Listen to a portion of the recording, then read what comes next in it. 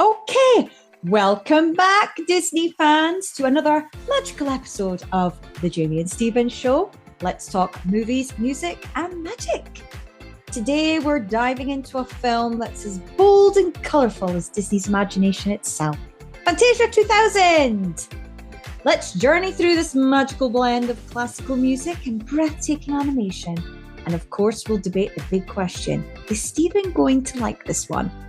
So pour yourself a cup of pixie dust, settle in, and let the symphony begin. Don't forget to follow us on Instagram and Threads at The Jamie and Stephen Show. And if you enjoyed this episode, please share, download, and leave us a review. It means a lot to us.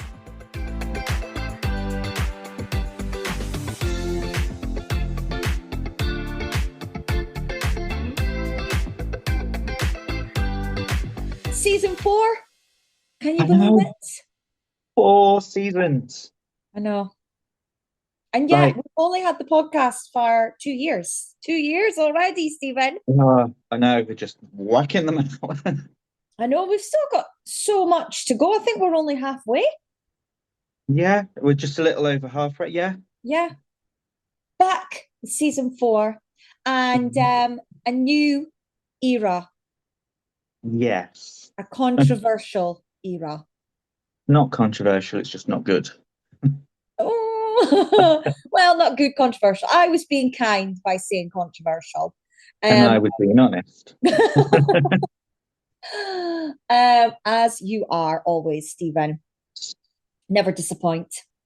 But always disappointed. Yes, this is the experimental era, as it's called. Mm-hmm. And I think this is a good start.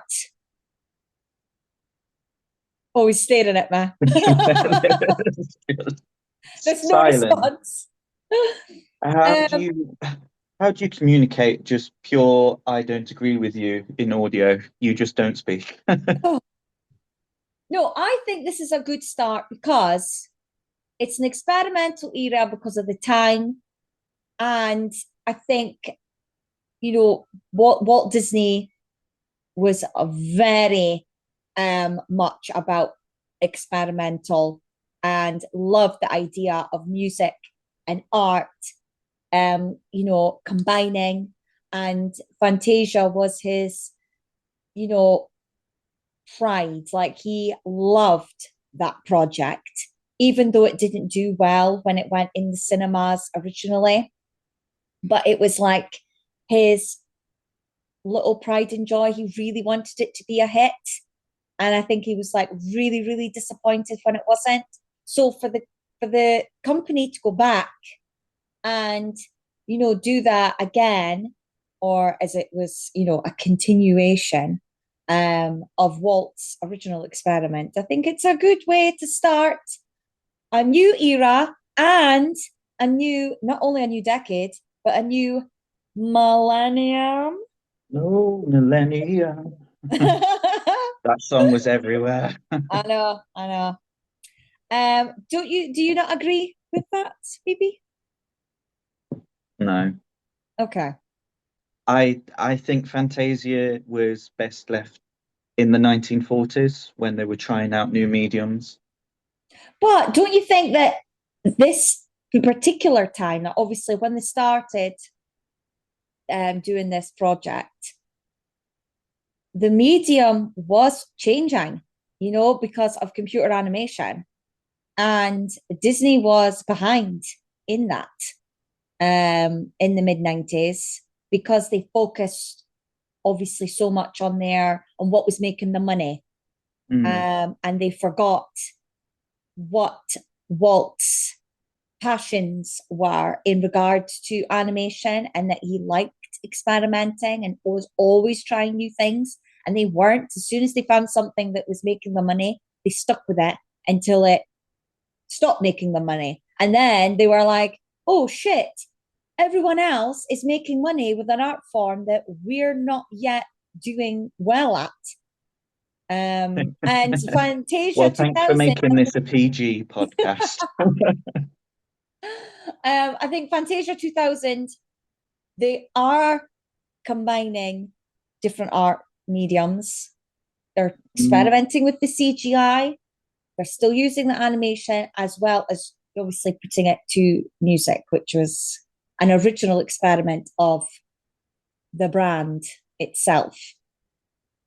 Still maybe. no, am I not am I selling it a bit more now? Oh, no one's going to So sit out there stubborn. and go, Fantasia 2000 is the best film ever. But they can appreciate it for what it stands for. I think we should move on to the synopsis. Okay. Well, it's not really. I've just basically said the synopsis of that. So it's an update of the original film with new interpretations of great works of classical music. Hmm. Mine is more accurate than that. Okay. Walt's nephew, Walt's nephew decides that although the original took nearly 3 decades to make a profit, making a sequel to Fantasia was a good idea. Do you know what? I've not long watched the making on YouTube of this film. It is his passion project, and he was like completely like allowed to sort of, take charge and, you know, get the choose the people involved, and he was allowed to. It I was mean, what's almost like really they were like, "Oh, let's give him this to keep him busy, so we can get on with." well, we're entering the period where Roy and Michael Eisner are not seeing eye to eye. Yeah, as you say, it almost keeps him quiet a little bit. Yeah. He's very protective of the Disney legacy. Yes. And to And an extent, he should be. I mean, because it got to a point where no one else was. yeah, and I get why he wanted to go back to Fantasia and why he wanted to do that. But at a time when the Disney Renaissance was kind of like tailing off, Mm-hmm. I think bringing out a film like this was probably the wrong move. Sometimes feels like they were holding too much on the past. And we saw this kind of happen in the 1970s, where everything that was released in the 1970s was something that Walt Disney himself had worked on. Mm-hmm. And now this just feels like it's, oh, we're kind of tailing off, and I've got the Disney name, and I think Disney animation should be at the forefront, which, yeah, I do agree with that. But Fantasia? I don't know. Rather than just doing a sequel, there should have been more fresh, bold ideas. That's my take anyway. It's an hour and 15 minutes. Oh yes, So back yeah, to the that's all I facts. had to suffer for, Stephen, was an hour and 15 minutes. IMDb, it's got 7.1 stars. Are you sure you've read It's that the right way round? it's the 38th classic in the canon, and as I said earlier, I mean it was officially released, I think, right at the end of December, so 21st of December 1999. But everywhere else it's in 2000. I Yeah. think we got it in April. So this is officially the start of their new decade and era of films. It's got various directors because obviously each segment Hmm. has got its own directors and own writers. So, shall we start off with the build up to this point and how they came to getting to do Fantasia 2000 Yeah. before we go into each individual segment? So I've kind of got a year by year. So just jump in when you can.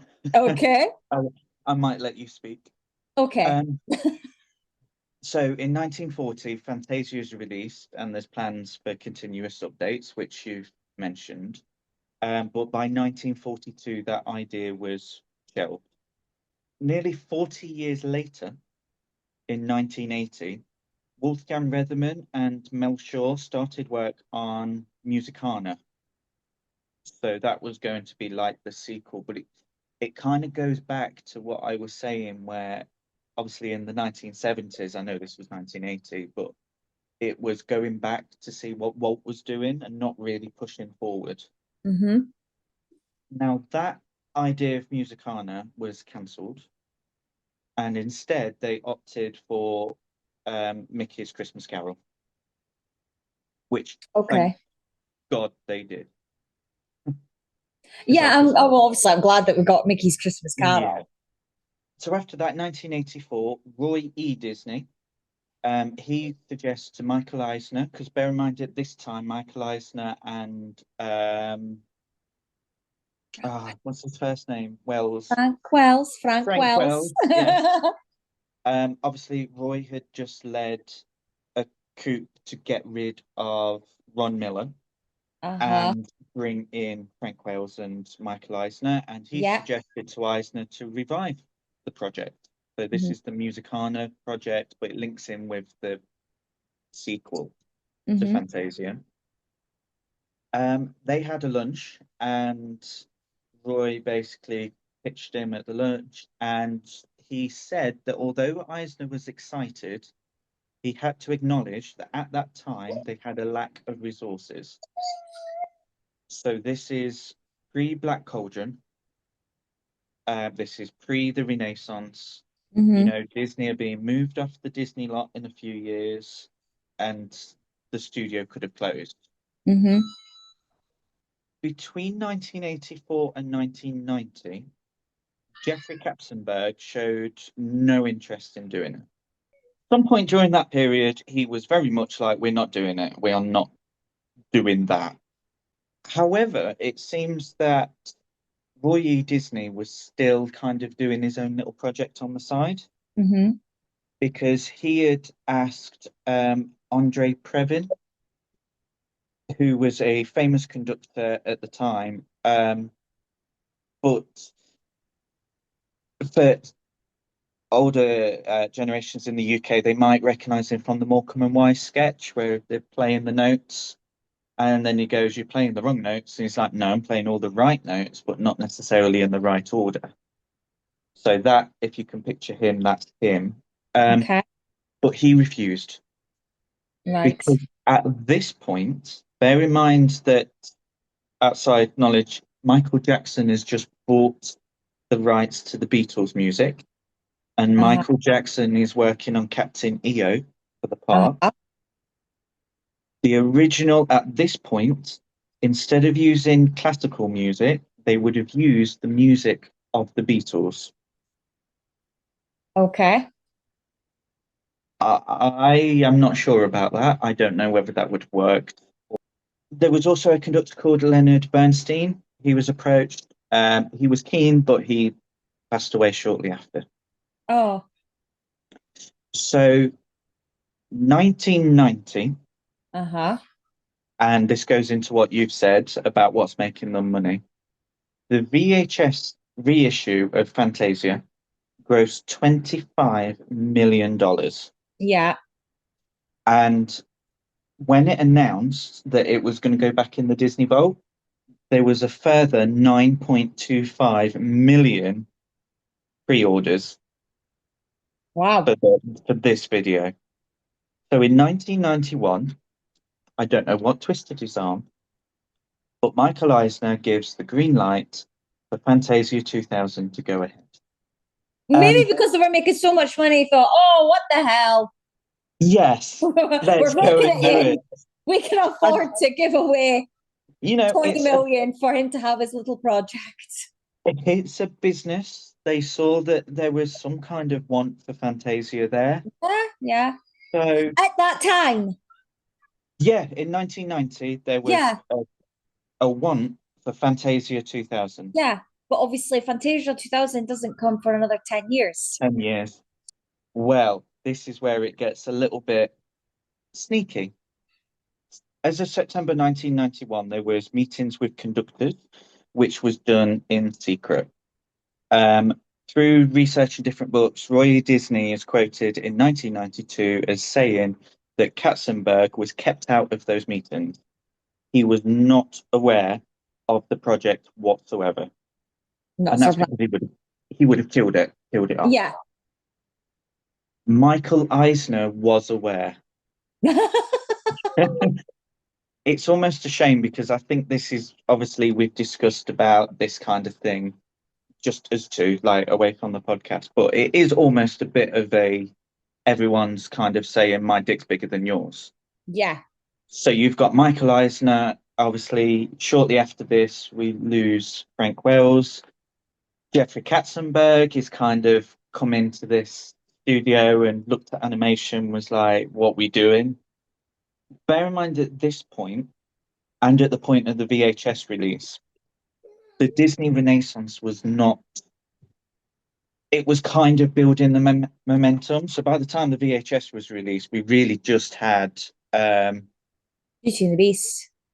no, that was a year later. Oh, okay. So we literally were the Who Framed Roger Rabbit era, The Little Mermaid, and Rescue. The Rescue is Down Under. Obviously, in 1991, when you gave the green light, we know that Beauty and the Beast came along, but we're sat in this area of Disney Yeah. history right now. It took until 1997, so to give it in context, we're at the Hercules era now, so we're Well, at the other end of the Renaissance period yeah. for production to begin on a film called Fantasia Continues. Yeah. It was due to be released in 1999 as the film of 1999 and was going to be called Fantasia 1999, but at some point it was changed to Fantasia 2000. Yeah. Again, I think this film kind of sums up the what was going on with the heads of Disney at that time because Katzenberg obviously left, formed his own company, Mm, and did films that were doing better than the Disney films. I know. We had Michael Eisner, who was very content on kind of cheaping out on a few things. So, unfortunately, Disneyland Paris comes within that. Mm-hmm. And then you've got Roy E. Disney, who's kind of said, "You're the best man for the job." And then 10 years later, "You're the worst man for the job." Yeah. It's rough. It is rough at Disney at this point. Yeah. Yeah. Definitely. Agreed.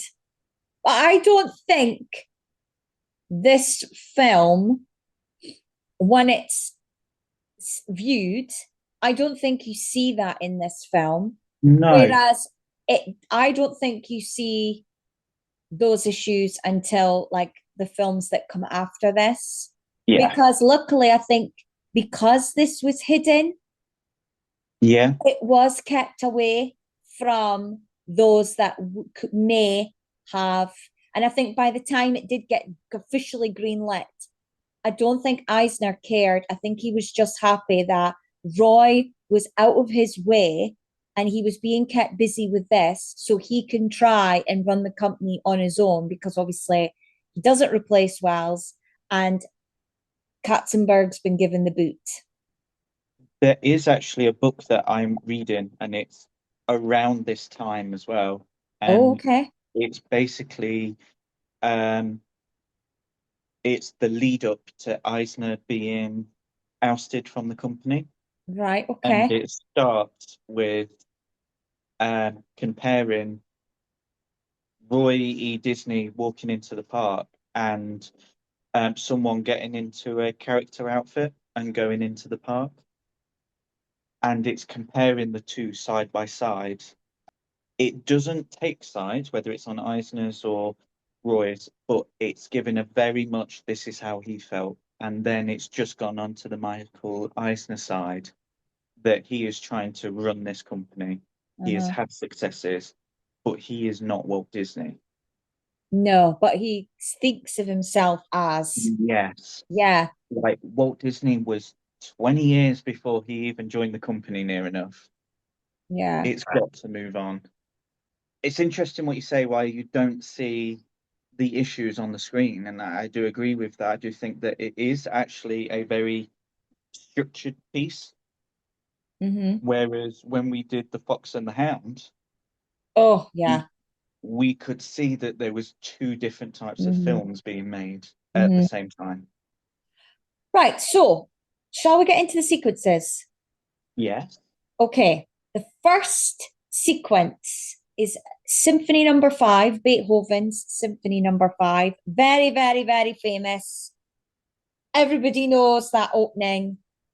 Do do do do do do do do. Well, they do Um, now. well, yes, if they didn't before, they certainly do now. Even people who don't listen to classical music will have heard that at some point in their life. Now, obviously, we weren't born when the first Fantasia film was made. And I'm No. sure that those that went to the cinema and heard those classical pieces knew those classical pieces and probably had them on record or had listened to them on the radio, Yeah. etc. So to go to the cinema and knowing that this was too going to include classical pieces, it was a relief knowing that I was going to know the songs, or at least some of them. And the fact that it opens with this one in particular, to me, was a good start because it's like, oh, I know this. Yeah, I think And because it has been sampled in other songs as well. So like yeah, we would have heard it probably in because we come from the era of Jive Bunny, yes. the remixes and things, and they Uh, used a lot of 50s music, which, things like Roll Over Beethoven, and yes. it was incorporated into that kind of we're rebelling against what my parents are listening to on their records. Uh-huh. And by using those samples, it's almost a case of they were, well, doing what the title is, Roll Over Beethoven. It's like, move along, Yeah. we're doing it. So we would have heard that in popular culture just from things like that without Yeah. it even sinking in. Mhm. So yeah, no, I think this is a good one in terms of music to open up with, and the story of like I call them the paper airplanes Hmm. because I really don't know what else to describe them as because that's what they look like to me. And the splashes of the water and everything, it just and the through the clouds and seeing all those colors. It's fun. And then obviously and then it turns into like the black ones are coming and taking over. It's almost like light and dark and good and bad, Yeah. that traditional. I wonder if it's because of my color blindness why I didn't enjoy it as much. Yes. No, I'm just thinking because we spoke about it in the original Fantasia and the where it was like, oh, bright colors and there was dashes of Yeah. these and that And was you really were like, nice. oh, was it And I bright was like, colors? with this one, I mean, that was probably my least favorite. Oh, okay. And I Well, yeah, wonder if maybe that's it was. why. Yeah, that could be. That could be why. Um, And like when I watched the making of, Roy describes it as a collaboration piece as well, mm, because he said that they use traditional animation and computer animation. yeah, So like all the backgrounds and everything were hand painted, and it, yet the paper airplanes were digital.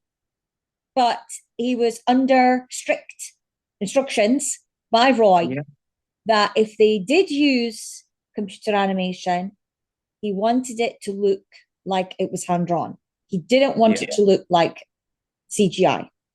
He says, I will still want to see those paint strokes. I still don't want it to look clean. Again, it's another good one to open with because, it's almost like they're saying, well, we're known for the animation and we know that it's changing. And this piece is, I know when you first see it, you don't know all that. We only know that now no, because we've looked into it. But if you were yeah, to stick that film on, no kid is going to go, oh, mum, this is such a good opening number. I mean, the fact that they've used traditional hand animation and computer graphics, no kid is going to say that. no, But, we know that because that's the sort of yeah, things that we enjoy looking into and finding out. And it makes it a better to understand as well. The next segment is the Pines of Rome.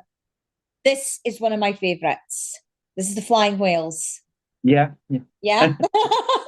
It's all right. I had it written down. It's Piano Concerto Number 2, Allegro Opus 102. Ooh. Yes, and this was one of the pieces that Roy personally wanted. He said that he walked in to one of the meetings with this piece of music but he had no idea that they were going to come up with the idea of whales. And he said that the way it was described was that they came up with the idea from clouds and how Hmm. clouds can sometimes, obviously look like anything if you really put your Yeah. imagination out there. It doesn't make any sense because whales can't fly. But the way that they do it, it is still like they're in water, but we're not seeing them in water, we're seeing them in the sky, and it's just so beautifully done. So whales flying or whales in the sky and whales in space is a you see that a lot in sci-fi, especially in books. You see giant whales kind of swimming through the universe. Probably because And they're just so majestic. yeah, To me, they're like elephants, but elephants as well. They yeah, just, I just don't feel we deserve to have elephants on this planet. They just, we, they're just one of those animals like whales, where it's like, how did they make that? And then us. Yeah, it is. They're almost like unbelievable that we have mm, them on this earth. And yeah, they do look like something that's out of a fantasy. yeah. And Yeah. that's so when because I forgot about that segment. So when I saw it when rewatching it for this, I was instantly reminded of books and Mm, audiobooks and things that I'd listened to where they talk about space whales. right. Okay. So yeah, in sci-fi, that's not common, but it has happened in there, and they're Well, always seen as yeah, beautiful animals. yeah, it's recently happened in Ahsoka, the series. Oh, has it? Oh, I've not seen Yeah. it. So, oh, Uh, oh, there we go then. yeah, in one of the episodes, they're basically like they're flying whales. Oh, Yeah. well, there we go then. Just on this one, Mm-hmm. because I have to bring it in. Guess what long-standing feature of Disney animation was included? I don't know. Cornflakes snow. Oh my God, Stephen! So, the cornflake snow and rain animation from Bambi was scanned, although they only used the rain animation in the end. It was scanned and digitally altered to be included. Oh, fab. With the first one, you know when you spoke about it has got computer animation in, but it's got to be digitally. It looks like it's been hand drawn.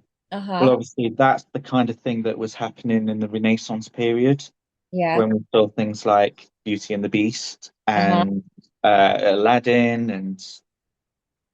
and then this one is kind of saying, well, now we're looking further back in time Yeah. and we're taking that little bit of animation out Mm-hmm. from Bambi, which is Yeah. considered one of the best animated films of all time. Like we said, it was beautiful, the animation was It beautiful, is cool. it just works.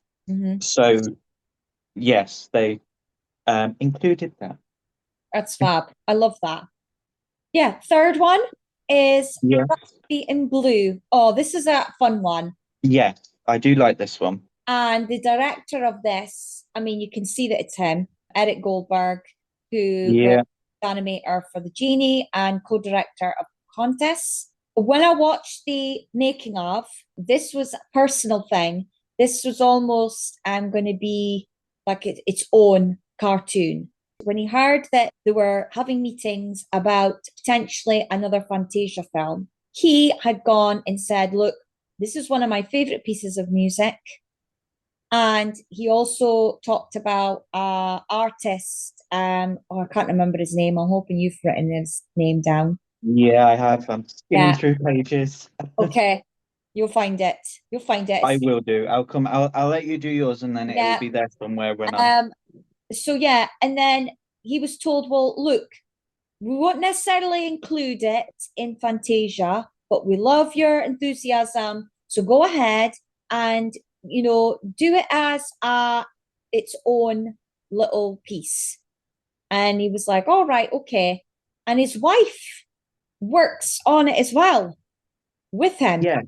Sue.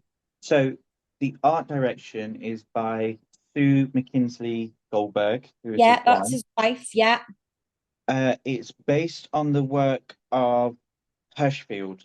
that's it. Hirschfield. And he's famous for doing like the caricatures. Hmm. And yeah, and he was approached by Goldberg and Yep. he was like, oh, okay, yeah, no, that sounds good. Go ahead. Yeah, you have my permission. Go and do as and Goldberg apparently went crazy and basically almost animated the whole thing, but Yeah. via storyboard. And when he showed it to Roy and everyone else who was in the meeting, they were like, "Do you know what? Yeah, let's include this in Fantasia." He went back to Hirschfield and says they've greenlit it. That it's going to be in the new Fantasia film, and he was like, "Oh, fab!" I love that, and I love the story that they go with, and how during this chaotic day in New York, by the end of the day, they all end up doing what they were Yeah. dreaming about. So those characters have names. Right, okay. So the construction worker is called Duke. Okay. The guy who needs a job is called Jobless Joe. Right. The little girl is called Rachel. Now, Rachel was named and modeled after Eric and Susan's daughter. Okay. Little girl who can do everything, the one that's kind of not showing off, but they're Mhm. compared against. She is called Jenny, who is also named after their other daughter, who had blue hair at the time. Oh, well, there you go. The rich man is called Flying John, and he is named and modeled after Disney historian uh, John Culhane. Yeah, you can see that. And he was also the inspiration for Mr. Snoots in the Yes, Rescue. yes, that's right. The Broadway section at the end Mm-hmm. had over 200 colors. And because the cap system had so many issues rendering just that section, so Mm-hmm. the caps is computer coloring and things, Yeah. it actually delayed the production on Tarzan. Oh, really? Yeah. So this kind of took precedent over that, Oh my God. and it delayed it. Eric and Sue Goldberg are seen exiting the hotel. Oh, They're right. kind of in Okay. a bit of a background, and Hirschfield, one of his trademarks is hiding his daughter's name, and his daughter's called Nina, and Nina is written on the bottom of Duke's toothpaste tube right at the beginning. Right. Okay.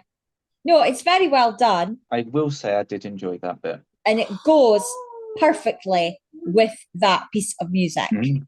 And again, this was the other piece of music, or one of the other pieces of music that I knew very well. And I think this is probably one of the more modern of the Yeah. pieces. I loved everything about this segment, to be honest. And this Yeah. year, tree ornament of Fantasia 2000 is the drummer. So I have from years and years ago a Fantasia 2000 ornament, and it is the husband, and he is playing the drums whilst the drummer is around him. It's almost like they're playing it together, kind of thing. Oh, I'll have right. I'll have to show you when it's next. Yeah. But yes, I do have that from years and years ago. Yeah. And the piece of music is obviously by George Gershwin. The fourth segment, this is my least favorite one, the Steadfast Tin Soldier. Yeah. Yeah. I didn't like the animation. Nope. It was very, I know why it was like the way it was, because obviously they're trying to get the effect of the toys and the tinny look, but it was very shiny. It just, Yeah. yeah, and wasn't really interested in the story. It was very nutcrackery as well. It gave me that nutcracker vibes. And the piece of music is Piano Concerto Number 2, Allegro, Opus 102 by Dmitri Stukovich. Yeah. I didn't write that down. All I know is that the story development was by James Capobianco and Ron Urin. Yeah, I mean, apparently, again, this was based on the making of that I watched the other day. They were really impressed with how well he took the music and did sketches and managed to time the storyboard bang on to the music. And I think he like did it in a video form as well. So it was stills of each drawing he did to the music. I think because of that, it was approved because they were so impressed with how well he had pictured every scene to go with every, bar or section of music and how well it was put together. So I think that's why that one got approved. Personally, to me, it's the weakest one. Yeah. Right, the fifth one, Carnival of the Animals, another one directed by Eric Goldberg. Yeah, they wanted something that was similar to the ostriches and the hippos and the crocodile segment from the original Fantasia, that comedic animal piece. And there was some sketches that they found from the archives, but they felt that by switching the ostrich to a flamingo, it would be more colorful. And yeah, and I love it. I think it's so funny. To me, it was very like Pixar. It was almost like a Pixar short. Yeah, yeah. The fact that one flamingo is come across this yo-yo and the rest are like, it's all about them wanting them to be in line and not be doing something different or being odd, or it's straight to the point. It's keeps you engaged. It's funny and it's short. I actually have a towel with the flamingos on it from that. Yeah. Yeah. Yeah. Well, Luke likes flamingos, and it was a Disney towel. So I was like, oh, two in one. And the piece of music is called Le Carnaval des Animaux by Camille Saint-Saëns. Sien. I'm probably murdering that name. I do apologize. So yeah. And then You know what? I literally put Sorcerer's Apprentice, Arrow, See Fantasia. I understand why they put it in there. It's the most famous sequence from the original film. I think because of the success of the VHS sales, it's bringing Mickey back into the forefront. It's iconic Mickey, and for kids to be going to the cinema in the millennium, Yeah. it's like kind of like it's a no-brainer. I think it was good that they put this segment in. One of my thoughts that I wrote at the end is that although I get why it was included and I Mm. enjoy the segment, and Walt's original plan was to have segments of Fantasia chopping and changing, and there was going to be more from the original Fantasia. There was going to be the Dance of the Hours and Nutcracker Suite, but they were replaced. So just having the Sorcerer's Apprentice, it does feel a little bit like a cost-cutting measure rather than like an homage or that original inclusion. Yeah, it came across to me as a cost-cutting measure, not as an actual. When you look at the whole of Fantasia 2000, it is a celebration of Disney animation. The thing is, obviously, the original idea is that every time you went to go see Fantasia, there might be old segments, there might be new segments in there. It'd be different every time you saw it. So Yes, yeah, this kind original. of carried on Yeah, that because that's the only one. yeah, I mean, it's a double-edged sword because if they included three or four, you'd like, I've seen all these. I've literally yes. got them on video at home. But by including only one, it Uh-huh. kind of stands out a little bit to be a bit like, well, this just looks like they're putting it in because they've run out of money. Yeah. Right, the next segment, Pomp and Circumstance. I probably say Oh. this is the most modern piece of music Hmm. out of them all. And I think it's a very clever way because obviously, like everyone, I do only know it as the graduation song. Yeah. And to come up with the idea of putting it with animals, but not only animals, but it's the Noah's Ark story.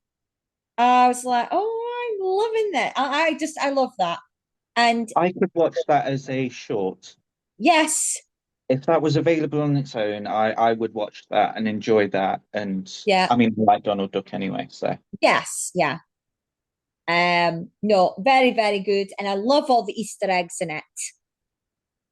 yes. Well, I've listed all of Right. the Easter eggs, so I'll take a deep breath. Okay. Well, before you go into the Easter eggs, I will say something else I discovered from the making of is that when they chose to include Donald, and they'd obviously gone down the road of right, we're going to go with the no ones in the ark. They were really excited to include Daisy Mhm. in the segment. That was what they were most excited about, that she was going to be in this as well, because it had to be paired. They had to go together. Yeah. It's all about, two by two, blah, blah, blah.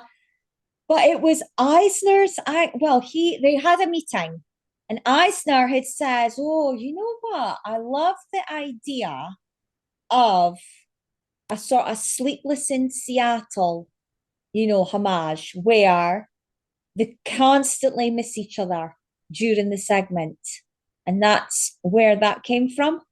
Well, it was actually Eisner that insisted that this song was included.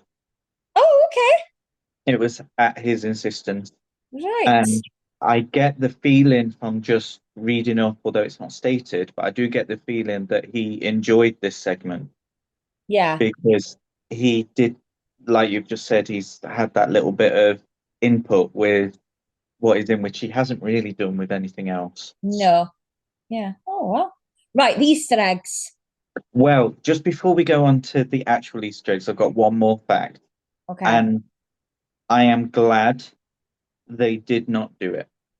Okay. So the original Pomp and Circumstance segment would feature as many Disney characters witnessing the graduation of every Disney prince and princess to that point. Oh, At the end, the princes would receive their diplomas and the princesses would be seen with their babies. oh, The remaining nine old men were all asked if they would like to take part in animating their original characters, and after seeing the proposal presentation, all of the remaining ones left. They refused to do it. I could understand them going to the graduation and having the princesses and the princes, and they all get their cape and gowns and diplomas and whatnot, but only the princes get their diplomas, the princesses get babies. yeah, You know what? It's a shame that the remaining nine old men didn't get to come in and animate their little bits. yeah. But I'm glad that that section does not exist. Oh, yeah. Whoever came up with the idea, I hope they keep that to themselves. I'm surprised that even got out. Yeah, it I would was. be embarrassed by that Yeah, idea. Because to me, when you started describing it, I thought, oh, is this a comedic thing? no. As in the prince is getting like, oh, you've graduated to like, I don't know, Disney Legacy or something. But then when you said about the babies, so, terrible, terrible Yeah. idea. Well, it was around this time that Disney started with their official princess line. Oh, yeah, okay. Also, so before I go into the thing, the only other thing I have is the Mickey section. The Mickey is animated by Andreas Deja, whilst Donald and Daisy are both animated by someone called Tim Allen. Oh, The voice of Mickey is a mixture of Wayne Allwyn and yeah. Walt Disney. Wow, that's good. Yeah, Wayne, I think, Whereas, does the voice up until his death. He's the one that's with the voice of Minnie. yeah, Yeah, yeah. and then Tony and Salo and Russi Taylor do the voice of Donald and Daisy. Mm, And Russi Taylor we know as voiced, well, Minnie Mouse, yeah. um, countless of cartoon characters from our childhoods and Yeah. many more. So, the Easter egg. So I tried to just focus on the characters rather Right. than anything else. So the owls are from the short, the old mill. The turtles and the vultures are from Snow White. The Mhm. chickens are from the Farmyard Symphony. Sorry. The ducks are from the Ugly Duckling. The seagulls are from Pinocchio. The hippos are from Dumbo. The rabbits, woodpeckers, deer, moles, the songbirds, and the skunks are all from Bambi. The llamas are Saludos Amigos. The armadillos are Pluto and the armadillo. Toucans come from the Three Caballeros. The bison is Melody Time. The mice are from Cinderella. The pelicans and walrus are from Alice in Wonderland. The sheep is from Lambert the Sheepish Lion. The rhino is from Peter Pan. The beavers are from Lady and the Tramp. The ravens are from Sleeping Beauty. The cattle and the geese are from 101 Dalmatians. The squirrels are from Sword in the Stone. The penguins are from Mary Poppins. The snake, elephant, tiger, and monkey are based on characters from the Jungle Book. The frogs are from the Aristocats. The ostrich is from Bedknobs and Broomsticks. The warthogs are based on characters from Robin Hood. The crocodile are based on characters from The Rescuers. The foxes and porcupine are based on characters from Fox and the Hound. The pigs are from Bat Cauldron. The flamingo is from The Little Mermaid. The kangaroos, the frilled lizards, the koala, the eagles, and the platypuses are from Rescuers Down Under. Take a deep breath. The wolves are from Beauty and the Beast. The peafowl, horses, parrots, and camels are from Aladdin. The polar bears are based on the polar bears from The Nightmare Before Christmas. The lions, giraffes, egrets, cheetahs, chameleons, antelope, zebras, and wildebeest are based from characters from The Lion King. The bats are from a Goofy movie. The bear, the moose, the otters, and the raccoons are from Pocahontas or based on characters from Pocahontas. The doves are from Hunchback of Notre Dame. The goats are from Hercules. The pandas and the falcon are from Mulan. The snails and fireflies are based on characters from A Bug's Life. And the gorillas and lemurs are based on characters from Tarzan. And I take my bow. Well Just like, done. I know. Now yeah, that is a load of Easter eggs. I mean, when I was watching it, so obviously when I saw it the very first time, never occurred to me. Never spotted that. That wasn't a thing. Finding Easter eggs was not a thing when we were kids. mhm, Obviously now it's like, and yeah, and when I watched it for the podcast, I like straight away as soon as it started, I was like, oh my God, that's from so and so, that's from so. And like they yeah, even copied the bird sweeping down, like in Lion King, what yeah, like for as if instead of flying towards Pride Rock, they're flying towards the Ark. I mean, it was yeah, so well done. yeah, And I mean, God, even though it was 22 years away. I mean, that would have been a great homage to 100 Years of Disney. yeah. And they were 22 years away from it. Yeah, it's a shame that they didn't release that. It's a No, shame it wasn't re-released, and even if they'd been like, oh, now available in 4K.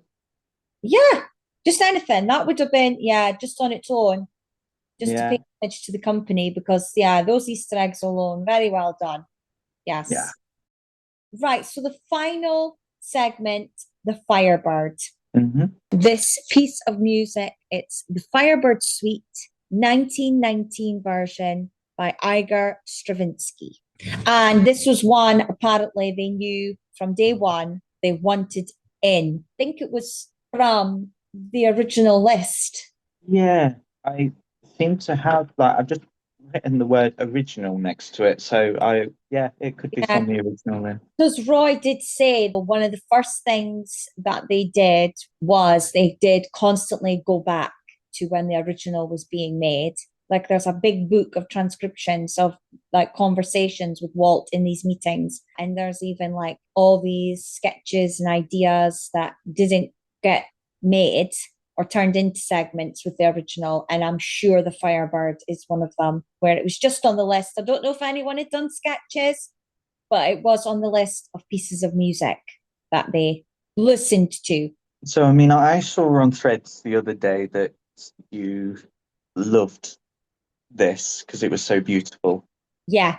I saw that comment. And I'm glad you put your name to it. And Okay. because I'm not a fan of where Disney kind of is going a little bit, where they're going down the Pixar route, where there's no villains, it's very emotional, it's very about the art of the piece, which is fine because we're looking at an artistic film. Uh-huh. Because it reminded me of those films that I don't particularly like, or like the fact that there's no villain and, oh, it's your relationship that's the villain. It's like, no, I want a giant sea witch or nothing. And it reminded me of that. Yeah, I just took from it looked a little bit like Moana. Is it Tahiti from Moana? And I don't know. I just didn't connect with it because it's kind of to me it looked very much like the films I've not connected with Right. in the last 10 years. Going back to the making of, Roy talked about how they ended up with this idea of life and death, because that's what this represents Mm. segment. And he said that he was away somewhere. I think it was Dakota. I just can't remember if it was north or south. And there had been like a natural disaster. It was flooding.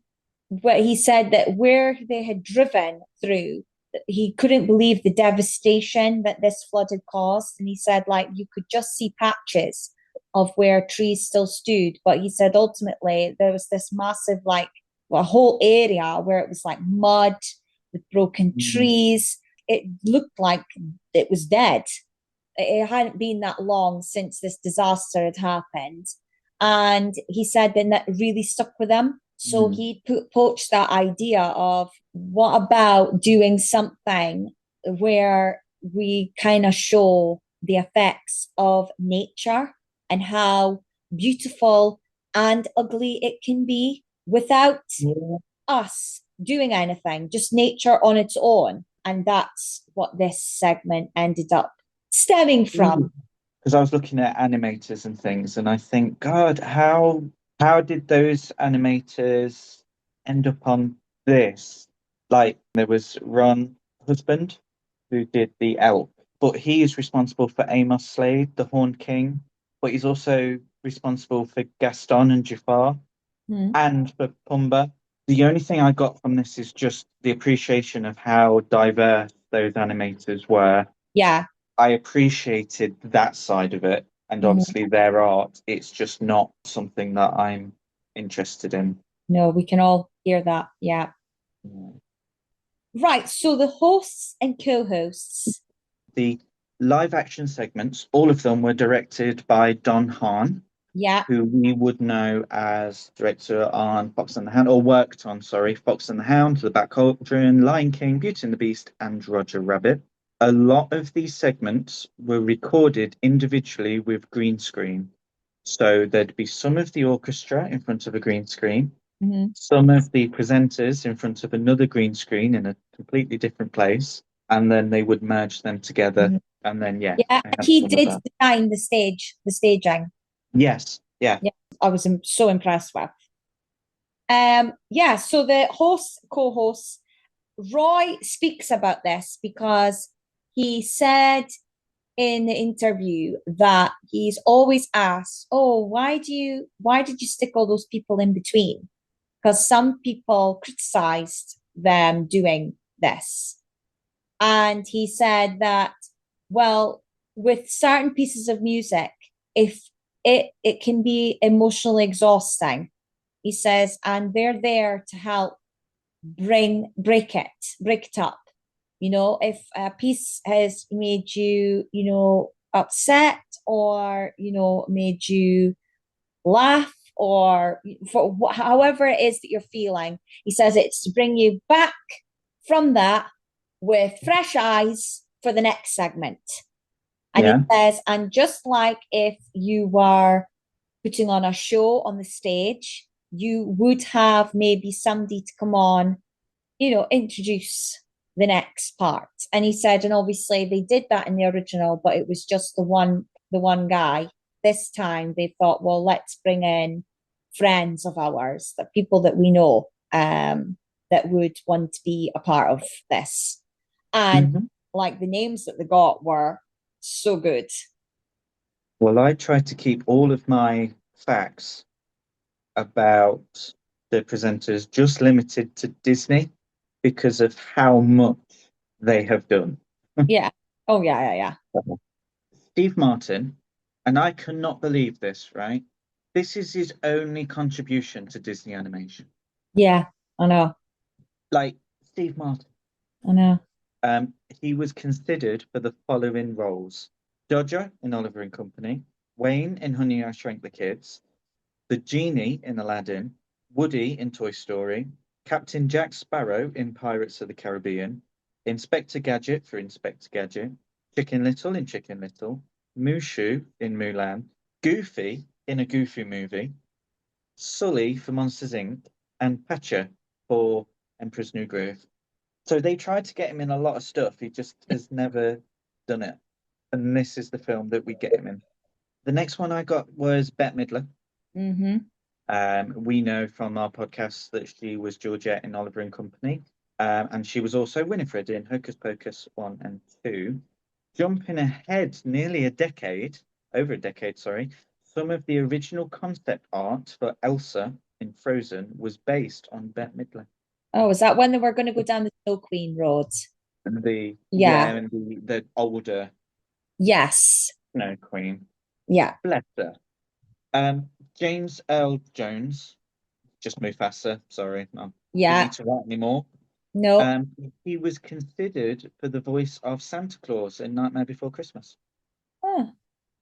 He's has signed a deal with Disney to use his voice with AI for any future Darth Vader parts, and this was first heard, I guess, in Obi-Wan Kenobi. Wow. Well, yeah, because he retired. Because Yeah. obviously he got ill. And he's died. Oh, well, yes, obviously, yes, he has since Yeah, passed. Yeah, but I'm just saying, like, obviously, because he didn't want to work anymore. Penn and Teller, because we obviously have seen Penn and Teller, me and Yes, V, we have in um, the Apollo. in the Apollo. One of us did go to Vegas and Yes, one of witnessed us them did. there, and I've actually got a signed copy of Penn's autobiography. Um, Penn was actually, and he stated this, he's the first person to have been cast in Toy Story, and he only knew about that whole project. Sorry, about this project because Steve Jobs told him about it. What So about Fantasia? yeah. Oh my God. Okay. So thank you, Steve Jobs. Yes. Angela Lansbury. Oh, Obviously, go to the Beauty and the Beast podcast. There's quite a few of them from us. You'll get all the facts you need about this wonderful human being. She was best friends with B. Arthur, so much so, and I only learnt this the other day. Jessica Fletcher, her uh-huh. middle name, Beatrice. Oh, And in Golden Girls, Dorothy has an aunt, Angela. right. Okay. Got those in the mixing. Um, Lansbury recorded the whole of her Beauty and the Beast voice work in one take. Wow. Well, she's a legend. Just a legend. Quincy Jones couldn't really find anything directly linked with Disney that's not like, oh, well, Disney distributed this or whatnot. But he did produce the soundtrack to The Wiz. Yes. He has 28 Grammy Awards, 7 Academy Awards, 4 Golden Globes, 1 Emmy, and 1 Tony, which means he's a go get EGOT. what he got. EGOT. Yeah. And Um, his daughter is in the Muppets. so that's all I have for the presenters. I have very, very few facts left, so I'll probably just quickly read them out. VHS and DVD were first released in the year 2000 with a 60th anniversary of Fantasia. They also came out as a box set on Blu-ray in 2010, which I bought at the Disney store. And this, I don't get how it works, um, but there was a Fantasia 2000 deluxe read along tape and CD, which I don't know how you would do that. However, the Sorcerer Apprentice section and the Pomp and Circumstance section was narrated by none other than the Sea Witch herself, Pat Carroll. Oh my God. Now I want to listen to that. American cellist Yo-Yo Ma had recorded a introduction for the Nutcracker Suite section, which was meant to be included. But yeah, Okay. Right, go on then. Put us all out of your misery and quickly tell us why you don't like this film. just didn't hit the mark for me. I didn't like the original Fantasia. I didn't No, like you any didn't. of the musical war Okay. package films that they did. I wrote the words. This is after watching it. Not good. I appreciated the pomp and circumstance section, but really everything else missed the mark. The inclusion of the Sorcerer's Apprentice feels like cost cutting, which I've mentioned, and the CGI is dated really badly, and it just doesn't feel as artistically satisfying as the original. It just didn't hit for me. Okay. And I rated it 1 out of 5. Wow. Which is something you can cut that segment and kind of apply what I've just said, the 1 out of 5, to quite a lot of things in the next decade of Disney films. I need not waste my breath on repeating that. Oh, Um, well, I gave it a 3 out of 5. more than the Jungle Book. More than the Jungle Book, yeah. Um, Wow. because apart from the piano concerto one, which was basically like the Nutcracker anyway, I liked all the segments. Like I this is the kind of film, and do you know who else does this? My mum. I put this on when I'm ironing, right? Okay. Yeah, this is the kind of ironing film. And she does the same. I must obviously get it from her. And, because I don't necessarily have to sit and watch it with popcorn, right? It's not one of Mm, those where I'll say to the no. boys, oh, let's put on Fantasia 2000. But it's like one of those where I'm not going to watch often, but when I do look forward to putting it on, and it's often I'll think, oh, do you know what? I've got ironing to do. I'm going to put this on because the music, and then there's bits that I do like and enjoy. You're laughing at me, Stephen. I'm laughing because basically what you're saying is this film is only good enough to have on in the background while you're doing something else. Well, well, yes, because obviously I have sat and watched it, and I've Mhm. given it my attention. But because it's a segmented style, it is one that you put on in the background because obviously it's music.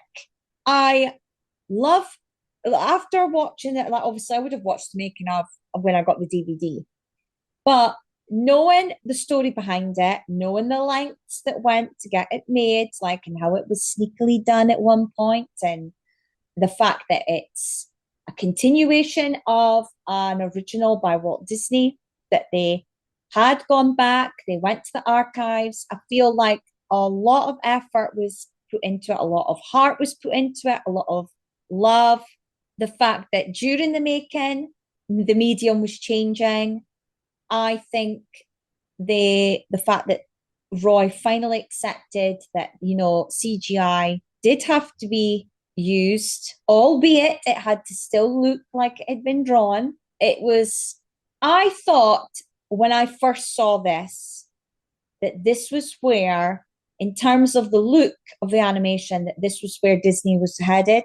And it wasn't. It doesn't go that way. There's some animation in this for me, in particular, the Firebird Suite and Pines of Rome is the last beautifully animated pieces that Disney do until Wish.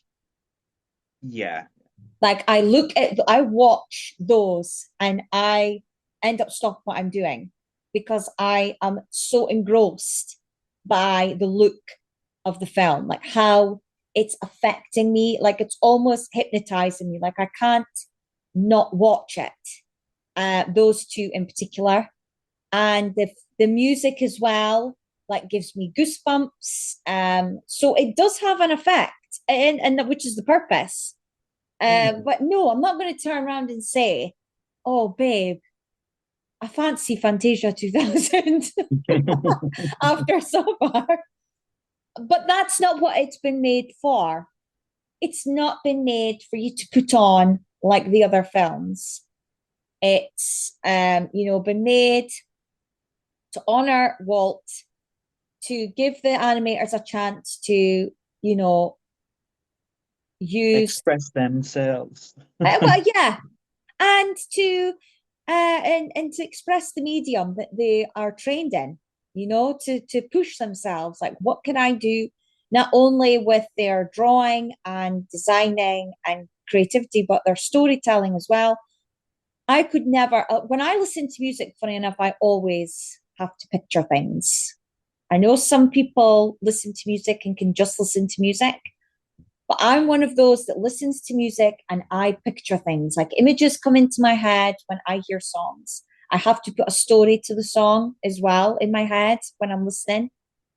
So, which is maybe why I enjoy this sort of thing. And to be Yeah. able to time action sequences to the music, like that pomp and circumstance, like say, oh, the animals marching to the ark.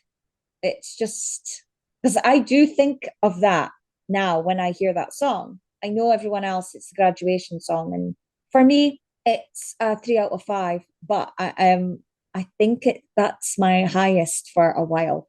Thinking about what's to come, I think that's my Yeah. highest. That's gonna. No, I will say that this period goes up and down quite a lot for me. It just goes down for me until But it 2009. but it is this film, you see, because I don't enjoy Tarzan either or Oh, see, Mulan. I did. So this is kind of once Hercules hits, that's it for the Renaissance, and Yeah. now And you're just like, oh, we're in danger territory for me because okay. out of all of the films from Mulan to Princess and the Frog, there's only about three that I would choose to watch. Mm. And this Yeah, is not one of them. this is not one of them. So it's almost like, all of these films have got to fight amongst themselves. Whereas when you take something like what is considered the Dark Ages, I am more likely to put 101 Dalmatians, Robin Hood, The Rescuers, Black Cauldron, Oliver and Company, if you class that. I'm more Yeah. likely to put those on. Well, that's Mm, the majority of that period. I know. Yeah. Whereas for this, a lot of these films, the only reason I've watched them in the last decade is because of this podcast. Oh, So, that was a good start to, yeah. if anyone hasn't listened, I think this episode, if they've not listened to us before, this episode definitely gives people an idea of what they're in for listening to Yeah. us. Yes. I think this is the worst film that we're going to see. This and probably the next one are the worst. And then it will be interesting to know how we differ. Oh yeah, because if you think this is the worst, Stephen, oh my God, wait till bloody Home on the Range and the Mm, Wild. yeah. Oh There's a lot of things that are just like, yeah. Maybe we should watch Make My Music again. no. No. That's it for this week. Yes, and thanks for listening. Kind of everything Fantasia 2000. I need never watch this film again. You That's won't it ever now. have to suffer again, Stephen. No, that's Not unless your future child decides that they too love would this like, film, like yes, Auntie or would like Jamie. to watch all the films in order, which I think we will do, but I might be somewhere else that day. For those listening, you can follow us on Threads. We've got Facebook now. Yes. Um, Head over to YouTube, Blue Sky, simply type in The Jamie and Stephen Show, and we will Yeah, come up.